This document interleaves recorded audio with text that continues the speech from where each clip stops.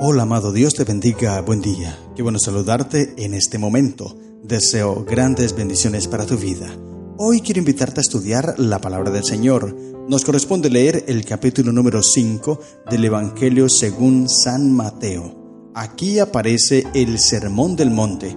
Estas enseñanzas de Jesús nos desafían a vivir de una manera que refleje el reino de Dios. Algunas aplicaciones que podemos sacar de este capítulo es ser humilde y reconocer nuestra necesidad de Dios. Ahí están las bienaventuranzas. Ser una influencia positiva en el mundo. Ahí está la parábola de la sal y la luz. Amar a nuestros enemigos y orar por aquellos que nos persiguen, de lo cual está hablando también el capítulo 5, y no juzgar a los demás, sino buscar la justicia y la misericordia. Son algunas de las aplicaciones que nosotros podemos sacar de este capítulo 5. Algunas preguntas en las cuales podremos reflexionar son: ¿estamos viviendo de acuerdo a los valores del reino de Dios? ¿Estamos siendo influencia positiva en el mundo? ¿Estamos amando a todos, incluyendo a nuestros enemigos? Al reflexionar sobre estas preguntas, podemos crecer en nuestra fe y vivir de una manera que honre a Dios. Recuerda que estamos viviendo en el tiempo de la gracia, según leímos y estudiamos en el capítulo anterior, capítulo 4. Cristo quiere implementar su reino en nuestro corazón, pero debemos reflexionar en estas lecciones que Dios nos da en el capítulo 5, en las bienaventuranzas, en la parábola de la sal y de la luz y en todo lo demás. Dice la sierva del Señor en la carta 258 del año 1907, un estudio del maravilloso Sermón del Monte de Cristo enseñará al creyente cuáles deben ser las características de aquellos a quienes el Señor llama bienaventurados. Agradezco al Señor porque se dan instrucciones tan claras a los creyentes. Si no tuviéramos otras instrucciones fuera de las que están contenidas en estas pocas palabras, sería suficiente para que nadie quedara confundido. Pero tenemos toda la Biblia llena de instrucciones preciosas. Nadie necesita quedar en la penumbra y la incertidumbre. Los que mediante la fe, la oración y el ferviente estudio de las Escrituras procuren obtener las virtudes que aquí se destacan, fácilmente se distinguirán de los que no caminan en la luz. Los que se niegan a seguir un así dice Jehová no tendrán excusa que presentar por su persistente resistencia contra la palabra de Dios. Recuerda lo que estudiamos en el día anterior, capítulo 4 de Mateo, hablando acerca de las tentaciones de Jesús. Jesús venció las tentaciones con un así dice Jehová, con la palabra de Dios, y de la misma manera nosotros podremos hacerlo, un así dice Jehová. Por eso el que no fortalece su vida con la palabra de Dios, cuando llegue el conflicto, cuando llegue la crisis, cuando llegue la tentación, será sacudido y será derrotado. Es importante que reflexionemos en todos los mensajes que Dios tiene para nosotros. Y por eso te invito entonces a leer todo el capítulo 5. Es extenso. Obviamente muchos textos me van a quedar sin poderlos analizar. Dice la Biblia, Mateo capítulo 5. Viendo la multitud, subió al monte, y sentándose vinieron a él sus discípulos. Mateo tiene el texto más grande, incluso unos 3 veces más grande su discurso que el de Lucas. Recuerda que Mateo se centra en las enseñanzas de Jesús, por eso el discurso es más largo en Mateo, y Lucas solamente en los hechos históricos. El Sermón del Monte, por lo tanto, querido hermano, es a la vez el discurso inaugural de Cristo como Rey del reino de la gracia y la constitución del reino. Poco después del establecimiento formal del reino y de la proclamación de su constitución, se realizó la segunda gira por Galilea, durante la cual Jesús dio una demostración clara y completa de las formas en que el reino, sus principios y su poder pueden beneficiar a la humanidad. Y aquí en este capítulo 5 se presenta cómo tú y yo podemos hacer parte de ese reino de gracia. Recuerda, el reino de gracia es en el cual estamos viviendo ahora, y pronto vendrá el reino de gloria cuando Cristo venga en las nubes y, dice Mateo, se siente en su trono de gloria. Pero debemos hoy pertenecer a ese reino. ¿Y cómo pertenecemos? Aquí está en la Biblia. Lee todo el capítulo 5 y toda la Biblia y encontrarás las lecciones que Dios quiere para tu vida. Versículo 3. Bienaventurados los pobres en espíritu, porque de ellos es el reino de los cielos. La expresión bienaventurados viene del término griego makarios, que significa bienaventurado, feliz, dichoso, alegre, bendito. Aunque esta palabra pobre se refiere a una pobreza extrema, no se está refiriendo aquí Cristo Jesús con este pobres en espíritu a una pobreza material, es decir, los que no tienen dinero, los que viven en extrema necesidad, ellos son los que van a llegar al cielo. No, porque el reino de los cielos también lo pueden habitar ricos como Job, como Jacob, como Abraham y muchos personajes bíblicos, el mismo Daniel, rico, imagínate, allí en el trono, José, segundo al mando, millonarios, riquísimos y encontraron salvación. Así que no se está refiriendo a una pobreza física, sino que se está refiriendo a una pobreza espiritual, es decir, alguien que siente agudamente su necesidad de las cosas que el reino del cielo tiene para ofrecerle. Esto es el pobre en espíritu, aquel que siente la necesidad de Cristo Jesús, no el que cree que no necesita de Dios. He visto muchos debates y comentarios por allí en las redes sociales de personas que dicen que no necesitan ir a la iglesia, que la religión es una mentira, que la religión es un engaño y muchas cosas. Se argumentan y se creen sabios en su propia opinión y creen que ellos tienen razón y todo para decir que no van a ir a la iglesia, que ellos mismos pueden ser religiosos o pueden ser allí en su propia casa, bueno, tantas cosas. No necesitan o no sienten la necesidad de lo que Dios les ofrece. Y el que no siente su necesidad espiritual, el que se cree rico, que se ha enriquecido y que de ninguna cosa tiene necesidad, como dice Apocalipsis 3:17, a la vista del cielo es desventurado, miserable y pobre.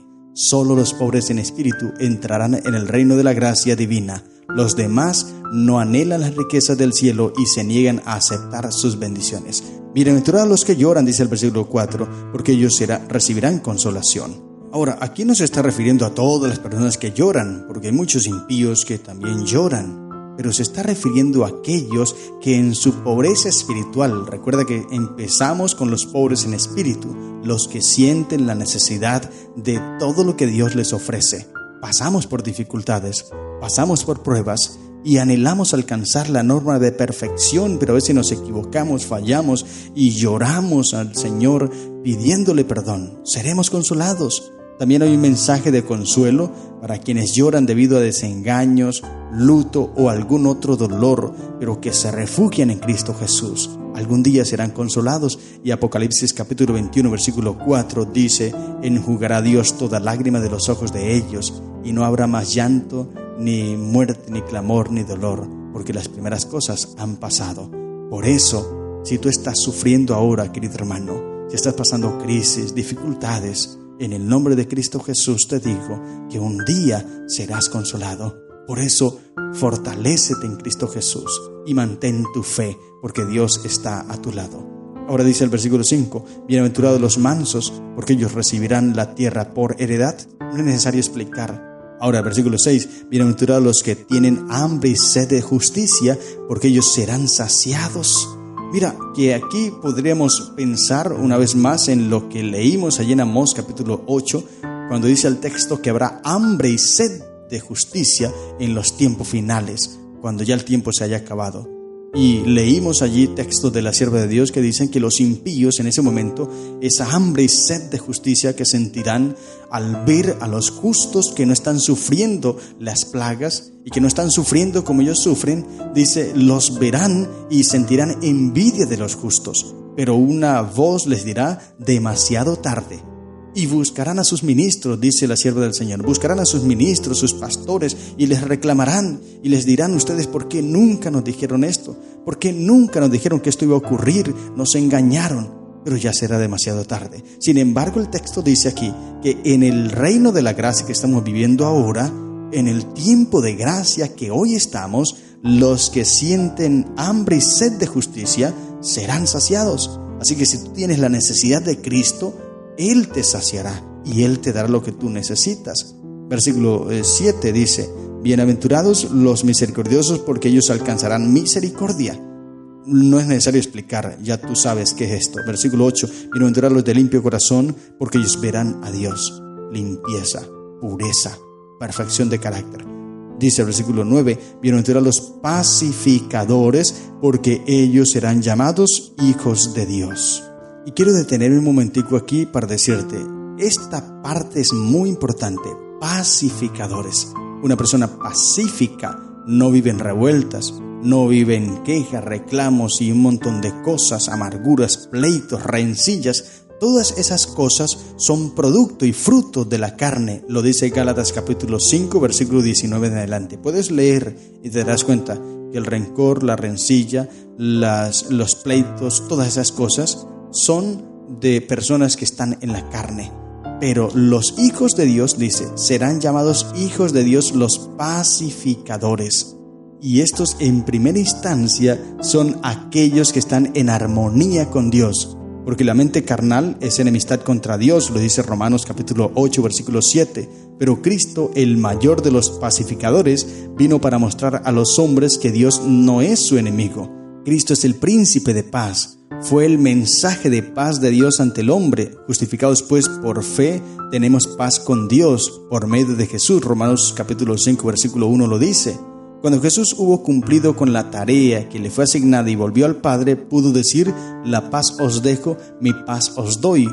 Juan capítulo 14, 27. Así que Jesús está enseñando que los hijos de Dios debemos buscar la paz en las personas. Y esto es lo que dice 2 Corintios capítulo 5, versículo 18. Bueno, versículo 17 y 18. Dice, de manera que si alguno está en Cristo, es una nueva criatura. Las cosas viejas pasaron y aquí todas son hechas nuevas. Y luego dice, y todo esto proviene de Dios, quien nos reconcilió consigo mismo por medio de Cristo y nos dio el ministerio de la reconciliación. Nótese bien, ministerio de la reconciliación. O sea, nosotros hemos sido comisionados para reconciliar o para ser agentes de reconciliación del hombre con Dios. Por eso somos pacificadores. Pero hay algunos, lamentablemente, que no han entendido este concepto y están en iglesias, pero en vez de reconciliar a las personas, lo que hacen es armar discordias, pleitos. Y he visto por allí en las redes sociales muchas personas lanzando críticas, pleitos, y empiezan a armar sus debates y se empiezan a decir palabras terribles que no deben pronunciar los cristianos, porque nosotros somos pacificadores. Debemos buscar la paz. Y el comentario bíblico adventista es importante lo que dice, por eso te lo voy a leer textualmente. Los cristianos han de estar en paz los unos con los otros y deben seguir la paz con todos. Han de orar por la paz, trabajar por la paz e interesarse en forma constructiva en las actividades que contribuyan a la paz de la sociedad. Por eso es que nosotros, los adventistas del séptimo día, no hacemos proselitismo, ni política, ni todo esto, ni andamos en protestas, ni en marchas de protestas, ni nada de esos asuntos políticos, porque nosotros somos pacificadores y oramos más bien. Sí oramos por la paz, pero no hacemos protestas ni revueltas, porque esto no es de hijos de Dios, porque los hijos de Dios no hacen esto. Los hijos de Dios son pacificadores. Debes cuidar muy bien lo que publicas en las redes sociales. Y hay muchos que no tienen cuidado de esto. Y las redes sociales es un testimonio virtual, pero eso es un testimonio porque tú a veces publicas allí muchas cosas donde atacas, donde criticas, donde condenas y lanzas tus protestas y marchas, se podrían decir marchas virtuales. Hay muchas marchas virtuales, no salen a las calles, pero sí en sus redes sociales escriben. Eso no es de hijos de Dios. Hay que orar por la paz y hay que orar por las personas, pero no atacar, no condenar, no buscar la discordia, sino buscar la paz, porque somos pacificadores. Pero esa paz primero debe ser con Dios y luego con las personas. Cuando estemos en paz con Dios, podremos estar en paz con las personas. Versículo 10 dice, bienaventurados los que padecen persecución por causa de la justicia, porque de ellos es el reino de los cielos. Bienaventurados sois cuando por mi causa os vituperen y os persigan y digan toda clase de mal contra vosotros mintiendo. Y viene el versículo 12, maravillosa promesa, dice la Biblia. Gozaos y alegraos, porque vuestro galardón es grande en los cielos, porque así persiguieron a los profetas que fueron antes de vosotros. Amén. Gozaos y alegraos. Hay muchas cosas que Dios tiene para nosotros. Ahora bien, el versículo 13 y 14 sigue el discurso de Cristo, pero ahora se habla sobre la sal y la luz del mundo. No voy a leerlos porque, como te digo, nos extendemos muchísimo, pero sí te voy a leer un texto de la sierva del Señor, Reviud and Herald, del 22 de agosto del año 1899. Dice: la luz que brilla de los que reciben a Jesucristo no se origina por sí misma. Toda ella proviene de la luz y la vida del mundo. Él enciende esa luz, así como enciende el fuego que todos deben emplear al cumplir su servicio. Cristo es la luz, la vida y la santidad, la santificación de todos los que creen, y su luz debe ser recibida e impartida en toda buena obra. Su gracia también actúa en muy diversas maneras como la sal de la tierra.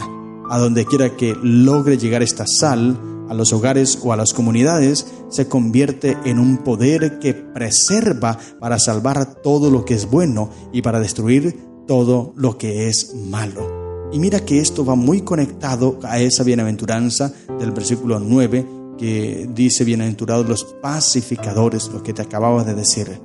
Cuando tú y yo somos la luz, en vez de sembrar oscuridad, discordia y pleitos, debemos sembrar luz, amor, paz en todas las personas. Saltemos al versículo 19 porque, como te dijo, hay mucho por hablar. Versículo 17 al 19 más bien. Allí habla sobre la ley. Dice: no penséis que he venido para abrogar la ley o los profetas. No he venido para abrogar, sino para cumplir. Versículo 19. De manera que cualquiera que quebrante uno de estos mandamientos muy pequeños, y así enseña a los hombres muy pequeños, será llamado en el reino de los cielos. Mas cualquiera que los haga y los enseñe, este será llamado grande en el reino de los cielos. Y voy a leerte, para explicar esto, un texto de la sierva del Señor que me pareció muy poderoso. Reviud and Herald, del 15 de noviembre del año 1898. Dice la sierva: este es el fallo pronunciado en el reino de los cielos. Algunos han pensado que estará allí el que quebranta los mandamientos, pero que ocupará el último lugar. Esto es un error. Los pecadores nunca entrarán en las moradas de las bienaventuranzas. El que quebranta los mandamientos y todos los que se unen con él para enseñar que no hay diferencia entre violar la ley divina u observarla, serán calificados por el universo del cielo como ínfimos entre los seres humanos. Pues no solo ellos mismos han sido desleales, sino que han enseñado a otros a quebrantar la ley de Dios. Cristo pronuncia una sentencia sobre los que pretenden tener un conocimiento de la ley, pero que por precepto y ejemplo conducen las almas a la confusión y a las tinieblas. Ese es un estudio muy profundo, pero solo te digo, la ley de Dios sigue vigente. El sábado, el día de reposo, sigue vigente. Vayamos al versículo 21 al 28, porque allí ahora habla sobre la ira. Jesús habla sobre la ira y dice el texto de la sierva del Señor: la ley de Dios llega hasta los sentimientos y los motivos, tanto como a los actos externos. Revela los secretos del corazón, proyectando luz sobre estas cosas que antes estaban sepultadas en tinieblas. Dios conoce cada pensamiento, cada propósito, cada plan, cada motivo. Los libros del cielo registran los pecados que se hubieran cometido si se hubiese habido oportunidad. Entonces, aquí está hablando no solamente en acciones, sino también en pensamiento. Hay muchos que se cuidan de las acciones, pero en sus pensamientos guardan muchos rencores y odio hacia personas. Eso es quebrantar la ley también. Y lo mismo lo es en el adulterio, dice. No solamente es caer en el acto de adulterio, sino también pensarlo. El Señor Jesús va de la ley un poco más allá y se aleja de las cosas externas y se va a las cosas internas, al corazón, porque el pueblo se había centrado en la parte externa, en ritos, en ceremonias, y es lo que Él condenó, Dios condenó. Ya lo hemos leído en el libro de Isaías y en los antiguos profetas, en el Antiguo Testamento, ya lo leímos, y puedes devolverte a cualquier libro del Antiguo Testamento, y el Señor siempre atacó esto, que el pueblo se centró solamente en lo externo, pero su corazón estaba lejos de Él. Ahora Cristo en su enseñanza, aquí en Mateo capítulo 5, en su sermón, enseña que para ser parte del reino de la gracia, no solamente es conducta, sino que también es algo interior. Nuestro corazón debe estar entregado al Señor. Porque ¿de qué te sirve a ti, por ejemplo, guardarte de no matar, de no hacer tal cosa, pero en tu corazón guardas todo esto? O sea, no haces la acción, pero sí tienes el pensamiento en tu corazón. Eso en el reino de la gracia es catalogado como un pecado y también como quebrantamiento de la ley. Ahora, es importante que entendamos esto. No es que Jesús esté cambiando la ley, no, es que Él está enseñando cómo es la verdad. Porque el pueblo se había perdido, se había extraviado y había tergiversado todo y había centrado la religión en mero formalismo, liturgias y cosas externas. Pero ahora Jesús enseñó cuál es la verdadera religión, esa que había dado en el principio. Si tú vas a Éxodo capítulo 20 y 19, bueno, en esos capítulos donde se enseña la ley, ahí está el precepto, que no solamente es cosas externas, que Dios pide es el corazón. Esto se enseña en el Antiguo Testamento. Y ahora el Señor Jesús, al venir y fundar su iglesia cristiana, Él le enseña esto en su primer sermón.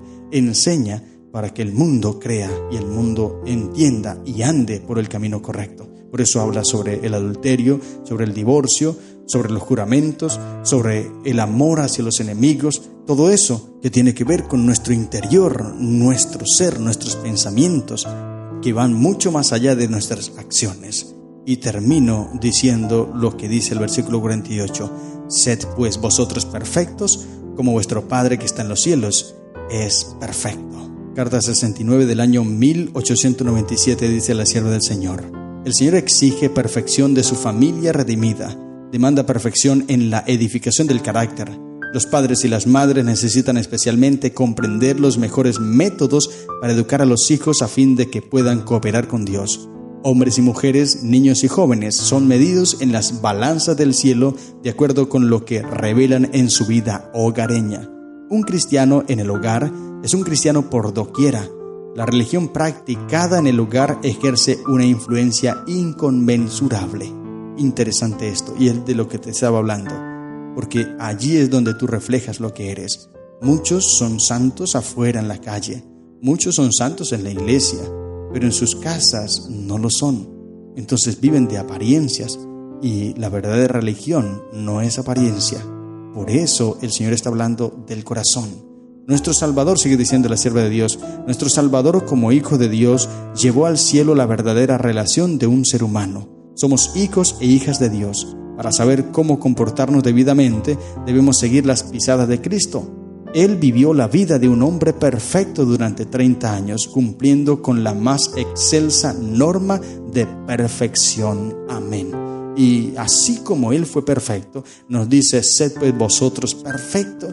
Ahora, esta perfección no es sin pecado, no, sino es madurez espiritual, tener no solamente una vida externa, ser no solamente religiosos externos, apariencias, sino dentro del corazón, ser íntegros, sincronizar, armonizar, que nuestros pensamientos sean lo mismo que nuestro actuar, que no haya diferencia. Esa es la perfección y el Señor nos ayudará en ese proceso. Por eso Él nos está invitando para que lo busquemos a Él, nos entreguemos a Él y hagamos parte de ese reino de gracia. Estas son las lecciones que encontramos en el capítulo 5 del Evangelio según San Mateo. Que el Señor te bendiga. ¡Feliz día!